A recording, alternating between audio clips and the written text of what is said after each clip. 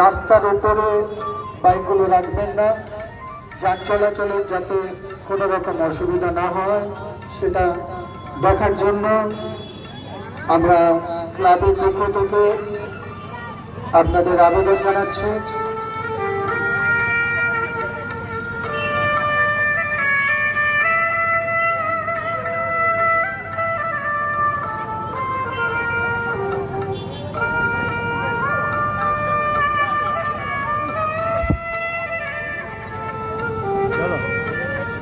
আমাদের সমগ্র পূজা মণ্ডপটি সিসিটিভি ক্যামেরার আওতায় রাখা হয়েছে।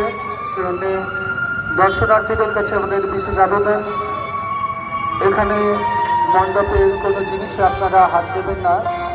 আপনারা দেখুন, ছবি তুলুন এবং অন্যদেরকে প্রতিমা এবং মণ্ডপ দেখার সুযোগ